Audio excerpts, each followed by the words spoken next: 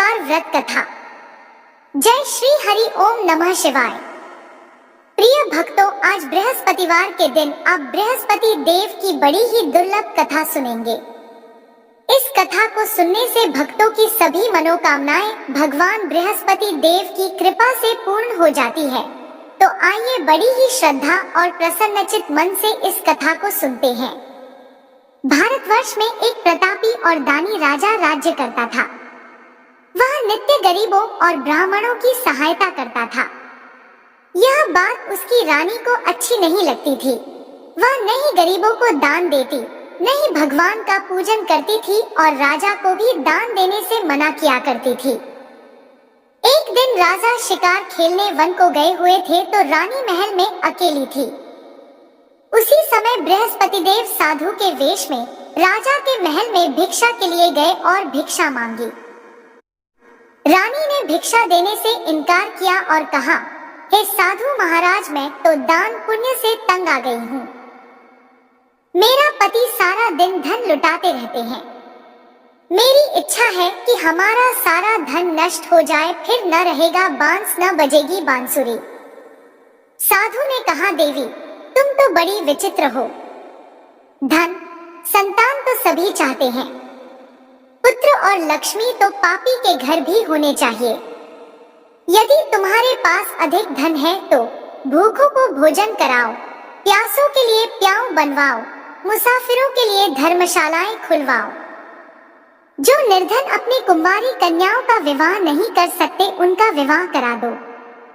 ऐसे और कई काम हैं जिनके करने से तुम्हारा यश लोक परलोक में फैलेगा। परंतु रानी पर उपदेश का कोई प्रभाव न पड़ा। वह बोली, महाराज आप मुझे कुछ न समझाएं। मैं ऐसा धन नहीं चाहती जो हर जगह बांटती फिरूं। साधु ने उत्तर दिया, यदि तुम्हारी ऐसी इच्छा है तो तथास्तु। साधु महाराज ने रानी से कहा, तुम ऐसा करना कि बृहस्पतिवार को घर लीपकर पीली मिट्टी से अपना सिर धोकर स्नान करना, भट्टी चढ़ाकर कपड़े धोना। ऐसा करने से आपका सारा धन नष्ट हो जाएगा। इतना कहकर वह साधु महाराज वहां से गायब हो गए। साधु के अनुसार कई बातों को पूरा करते हुए रानी को केवल 3 बृहस्पतिवार ही बीते थे कि उसकी समस्त धन संपत्ति नष्ट हो गई। भोजन के लिए राजा का परिवार तरसने लगा। तब एक दिन राजा ने रानी से कहा कि हे रानी, तुम यहीं रहो, मैं दूसरे देश को जाता हूँ, क्योंकि यहाँ पर सभी लोग मुझे जानते हैं। इसलिए मैं कोई छोटा कार्य नहीं कर सकता। ऐसा कहकर राजा परदेश चला गया। वहां पर राजा जंगल से लकड़ी काट कर लाता और शहर में बेचता। इस तरह वह अपना जीवन व्यतीत करने लगा। इधर राजा के परदेश जाते ही रानी और दासी दुखी रहने लगी। एक बार जब रानी और दासी को 7 दिन तक बिना भोजन के रहना पड़ा तो रानी ने अपनी दासी से कहा, हे दासी, पास ही के नगर में मेरी बहन रहती है। वह बड़ी धनवान है, तू उसके पास जा और कुछ ले आ, ताकि थोड़ी बहुत गुजर बसर हो जाए। दासी रानी की बहन के पास गई। उस दिन गुरुवार था और रानी की बहन उस समय बृहस्पतिवार व्रत की कथा सुन रही थी। दासी ने रानी की बहन को अपनी रानी का संदेश दिया, लेकिन रानी की बड़ी बहन ने कोई उत्तर नहीं दिया। जब दासी को रानी की बहन से कोई उत्तर नहीं मिला तो वह बहुत दुखी हुई और उसे क्रोध भी आया। दासी ने वापस आकर रानी को सारी बात बता दी। सुनकर रानी ने अपने भाग्य को कोसा। उधर रानी की बहन ने सोचा कि मेरी बहन की दासी आई थी, परंतु मैं उससे नहीं बोली, इससे वह बहुत दुखी हुई होगी। कथा सुनकर और पूजन समाप्त करके वह अपनी बहन के घर आई और कहने लगी, हे बहन, मैं बृहस्पतिवार का व्रत कर रही थी। तुम्हारी दासी मेरे घर आई थी, परंतु जब तक कथा होती है तब तक न तो उठते हैं और न ही बोलते हैं, इसलिए मैं नहीं बोली। कहो दासी क्यों गई थी? रानी बोली, बहन तुमसे क्या छिपाऊं, हमारे घर में खाने तक को अनाज नहीं था। ऐसा कहते कहते रानी की आंखें भर आई। उस उसने दासी समेत पिछले 7 दिनों से भूखे रहने तक की बात अपनी बहन को विस्तार पूर्वक सुना दी। रानी की बहन बोली, देखो बहन, भगवान बृहस्पति देव सबकी मनोकामना को पूर्ण करते हैं। देखो शायद तुम्हारे घर में अनाज रखा हो। पहले तो रानी को विश्वास नहीं हुआ, पर बहन के आग्रह करने पर उसने अपनी दासी को अंदर भेजा तो उसे सचमुच अनाज से भरा एक घड़ा मिल गया। यह देखकर दासी को बड़ी हैरानी हुई। दासी रानी से कहने लगी, हे रानी, जब हमको भोजन नहीं मिलता तो हम व्रत ही तो करते हैं, इसलिए क्यों न इनसे व्रत और कथा की विधि पूछ ली जाए ताकि हम भी व्रत कर सकें। तब रानी ने अपनी बहन से बृहस्पतिवार व्रत के बारे में पूछा। उसकी बहन ने बताया, बृहस्पतिवार के व्रत में चने की दाल और मुनक्का से विष्णु भगवान का केले की जड़ में पूजन करें तथा दीपक जलाएं, व्रत कथा सुने और पीला भोजन ही करें। इससे बृहस्पति देव प्रसन्न होते हैं। व्रत और पूजन विधि बताकर रानी की बहन अपने घर को लौट गई। 7 दिन के बाद जब गुरुवार आया तो रानी और दासी ने व्रत रखा। घुड़साल में जाकर चना और गुड़ लेकर आई। फिर उससे केले की जड़ तथा विष्णु भगवान का पूजन किया। अब पीला भोजन कहाँ से आए? इस बात को लेकर दोनों बहुत दुखी थी। चूंकि उन्होंने व्रत रखा था इसलिए बृहस्पति देव उनसे प्रसन्न थे, इसलिए वे एक साधारण व्यक्ति का रूप धारण कर 2 थालों में सुंदर पीला भोजन दासी को दे गए। भोजन पाकर दासी प्रसन्न हुई और फिर रानी के साथ मिलकर भोजन ग्रहण किया। उसके बाद वे सभी गुरुवार को व्रत और पूजन करने लगी। बृहस्पति भगवान की कृपा से उनके पास फिर से धन संपत्ति आ गई, परंतु रानी फिर से पहले की तरह आलस्य करने लगी। तब दासी बोली, देखो रानी, तुम पहले भी इस प्रकार आलस्य करती थी। तुम्हें धन रखने में कष्ट होता था, इस कारण सभी धन नष्ट हो गया, और अब जब भगवान बृहस्पति की कृपा से धन मिला है तो तुम्हें फिर से आलस्य होता है। रानी को समझाते हुए दासी कहती है कि बड़ी मुसीबतों के बाद हमने यह धन पाया है, इसलिए हमें दान पुण्य करना चाहिए, भूखे मनुष्यों को भोजन कराना चाहिए और धन को शुभ कार्यों में खर्च करना चाहिए, जिससे तुम्हारे कुल का यश बढ़ेगा, स्वर्ग की प्राप्ति होगी और पितृ प्रसन्न होंगे। दासी की बात मानकर रानी अपना धन शुभ कार्यों में खर्च करने लगी, जिससे पूरे नगर में उसका यश फैलने लगा। बृहस्पतिवार व्रत कथा के बाद श्रद्धा के साथ आरती की जानी चाहिए। इसके बाद प्रसाद बांटकर उसे ग्रहण करना चाहिए। एक दिन राजा दुखी होकर जंगल में एक पेड़ के नीचे आसन जमाकर बैठ गया। वह अपनी दशा को याद करके व्याकुल होने लगा। बृहस्पतिवार का दिन था। एकाएक उसने देखा कि निर्जन वन में एक साधु प्रकट हुए। वह साधु वेश में स्वयं बृहस्पति देवता थे। लकड़हारे के सामने आकर बोले, हे लकड़हारे, इस सुनसान जंगल में तू चिंता मग्न क्यों बैठा है? लकड़हारे ने दोनों हाथ जोड़कर प्रणाम किया और उत्तर दिया, महात्मा जी, आप सब कुछ जानते हैं, मैं क्या कहूँ? यह कहकर रोने लगा और साधु को अपनी आत्मकथा सुनाई। महात्मा जी ने कहा, तुम्हारी स्त्री ने बृहस्पतिवार के दिन बृहस्पति भगवान का निरादर किया था, जिसके कारण भगवान विष्णु ने रुष्ट होकर तुम्हारी यह दशा कर दी। अब तुम चिंता को दूर करके मेरे कहने पर चलो तो तुम्हारे सब कष्ट दूर हो जाएंगे और भगवान पहले से भी अधिक संपत्ति देंगे। तुम बृहस्पतिवार के दिन कथा किया करो। 2 पैसे के चना मुनक्का लाकर उसका प्रसाद बनाओ और शुद्ध जल से लोटे में शक्कर मिलाकर अमृत तैयार करो। कथा के पश्चात अपने सारे परिवार और सुनने वाले प्रेमियों में अमृत व प्रसाद बांटकर आप भी ग्रहण करो। ऐसा करने से भगवान तुम्हारी सब मनोकामनाएं पूरी करेंगे। साधु के ऐसे वचन सुनकर लकड़हारा बोला, हे प्रभु, मुझे लकड़ी बेचकर इतना पैसा नहीं मिलता, जिससे भोजन के उपरांत कुछ बचा सकूं। मैंने रात्रि में अपनी स्त्री को व्याकुल देखा है। मेरे पास कुछ भी नहीं जिससे मैं उसकी खबर मंगा सकूं। साधु ने कहा, है लकड़हारे, तुम किसी बात की चिंता मत करो। बृहस्पतिवार के दिन तुम रोजाना की तरह लकड़ियां लेकर शहर को जाओ। तुमको रोज से दुगुना धन प्राप्त होगा, जिससे तुम भली भांति भोजन कर लोगे तथा बृहस्पति देव की पूजा का सामान भी आ जाएगा। इतना कहकर साधु अंतर्ध्यान हो गए। धीरे धीरे समय व्यतीत होने पर फिर वही बृहस्पतिवार का दिन आया।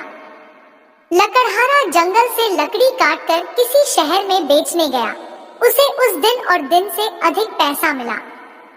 राजा ने चना गुड़ आदि लाकर गुरुवार का व्रत किया। उस दिन से उसके सभी क्लेश दूर हुए, परंतु जब दोबारा गुरुवार का दिन आया तो बृहस्पतिवार का व्रत करना भूल गया।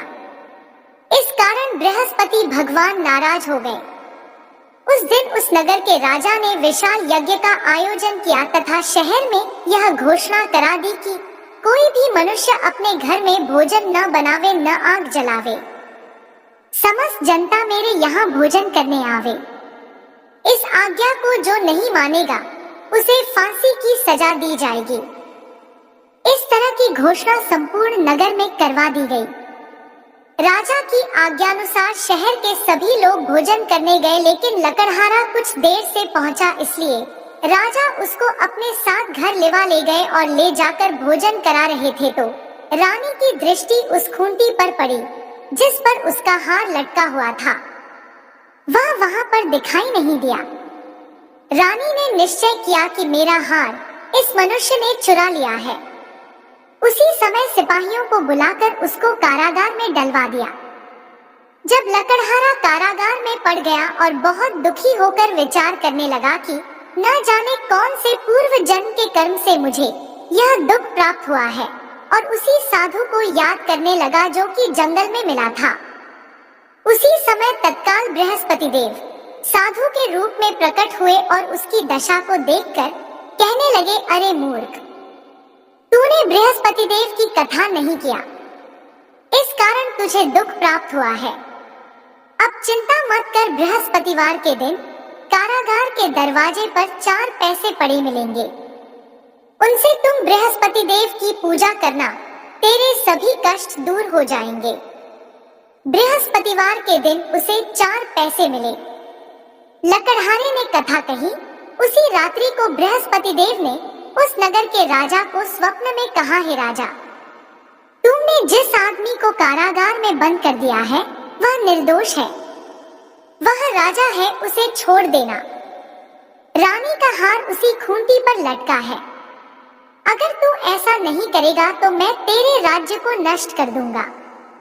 इस तरह रात्रि के स्वप्न को देखकर राजा प्रातःकाल उठा और खूंटी पर हार देखकर लकड़हारे को बुलाकर क्षमा मांगी तथा लकड़हारे को योग्य सुंदर वस्त्र आभूषण देकर विदा कर दिया। बृहस्पति देव की आज्ञानुसार लकड़हारा अपने नगर को चल दिया। राजा जब अपने नगर के निकट पहुंचा तो उसे बड़ा आश्चर्य हुआ। नगर में पहले से अधिक बाग, तालाब, कुएं तथा बहुत सी धर्मशालाएं, मंदिर आदि बन गई है। राजा ने पूछा, यह किसका बाग और धर्मशाला है? तब नगर के सब लोग कहने लगे, यह सब रानी और बांदी के हैं। तो राजा को आश्चर्य हुआ और गुस्सा भी आया। जब रानी ने यह खबर सुनी कि राजा आ रहे हैं तो उन्होंने बांदी से कहा कि हे दासी, देख राजा हमको कितनी बुरी हालत में छोड़ कर गए थे। हमारी ऐसी हालत देखकर वह लौट न जाए, इसलिए तू दरवाजे पर खड़ी हो जा। आज्ञानुसार दासी दरवाजे पर खड़ी हो गई। राजा आए तो उन्हें अपने साथ लिवा लाई। तब राजा ने क्रोध करके अपनी रानी से पूछा कि यह धन तुम्हें कैसे प्राप्त हुआ है? तब उन्होंने कहा, हमें यह सब धन बृहस्पति देव के व्रत के प्रभाव से प्राप्त हुआ है। राजा ने निश्चय किया कि 7 दिन बाद तो सभी बृहस्पति देव का पूजन करते हैं, परंतु मैं प्रतिदिन दिन में 3 बार कहानी तथा व्रत किया करूंगा। अब हर समय राजा के दुपट्टे में चने की दाल बंधी रहती तथा दिन में 3 बार कहानी कहता।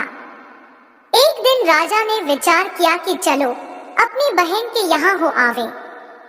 इस तरह निश्चय कर राजा घोड़े पर सवार होकर अपनी बहन के यहाँ जाने लगा। मार्ग में उसने देखा कि कुछ आदमी एक मुर्दे को लिए जा रहे हैं। उन्हें रोककर राजा कहने लगा, अरे भाइयों, मेरी बृहस्पति देव की कथा सुन लो। वे बोले, लो, हमारा तो आदमी मर गया है, इसको अपनी कथा की पड़ी है। परंतु कुछ आदमी बोले, अच्छा कहो, हम तुम्हारी कथा भी सुनेंगे। राजा ने दाल निकाली और जब कथा आरंभ की, कथा आधी हुई थी कि मुर्दा हिलने लग गया और जब कथा समाप्त हो गई तो राम राम कहकर मनुष्य उठकर खड़ा हो गया। आगे मार्ग में उसे एक किसान खेत में हल चलाता मिला। राजा ने उसे देखा और उससे बोले, अरे भैया, तुम मेरी बृहस्पतिवार की कथा सुन लो। किसान बोला, जब तक मैं तेरी कथा सुनूंगा तब तक 4 हरिया जोत लूंगा। जा अपनी कथा किसी और को सुनाना। इस तरह राजा आगे चलने लगा। राजा के हटते ही बैल पछाड़ खाकर गिर गए तथा किसान के पेट में बड़ी जोर का दर्द होने लगा। उस समय उसकी माँ रोटी लेकर आई। उसने जब यह देखा तो अपने पुत्र से सब हाल पूछा और बेटे ने सभी हाल कह दिया तो बुढ़िया दौड़ी दौड़ी उस घुड़सवार के पास गई और उससे बोली कि मैं तेरी कथा सुनूंगी, तू अपनी कथा मेरे खेत पर चलकर ही कहना। राजा ने बुढ़िया के खेत पर जाकर कथा कही, जिसके सुनते ही वह बैल उठ खड़े हुए तथा किसान के पेट का दर्द भी बंद हो गया। राजा अपनी बहन के घर पहुंचा। बहन ने भाई की खूब मेहमानी की। दूसरे दिन प्रातःकाल राजा जगा तो वह देखने लगा कि सब लोग भोजन कर रहे हैं। राजा ने अपनी बहन से कहा, ऐसा कोई मनुष्य है जिसने भोजन नहीं किया हो? मेरी बृहस्पतिवार की कथा सुन ले। बहन बोली, है भैया, यह देश ऐसा ही है कि पहले यहाँ लोग भोजन करते हैं, बाद में अन्य काम करते हैं। अगर कोई पड़ोस में हो तो देख कर आती हूँ। वह ऐसा कहकर देखने चली गई, परंतु उसे कोई ऐसा व्यक्ति नहीं मिला जिसने भोजन न किया हो। अतः वह एक कुम्हार के घर गई, जिसका लड़का बीमार था। उसे मालूम हुआ कि उनके यहाँ 3 दिन से किसी ने भोजन नहीं किया है। रानी ने अपने भाई की कथा सुनने के लिए कुम्हार से कहा तो वह तैयार हो गया। राजा ने जाकर बृहस्पतिवार की कथा कही, जिसको सुनकर उसका लड़का ठीक हो गया। अब तो राजा की प्रशंसा होने लगी। एक दिन राजा ने अपनी बहन से कहा कि हे बहन, हम अपने घर को जाएंगे, तुम भी तैयार हो जाओ। राजा की बहन ने अपनी सास से कहा। सास ने कहा, हाँ चली जा, परंतु अपने लड़कों को मत ले जाना, क्योंकि तेरे भाई के कोई औलाद नहीं है। बहन ने अपने भैया से कहा, है भैया, मैं तो चलूंगी पर कोई बालक नहीं जाएगा। राजा बोला, जब कोई बालक नहीं चलेगा तब तुम ही क्या करोगी?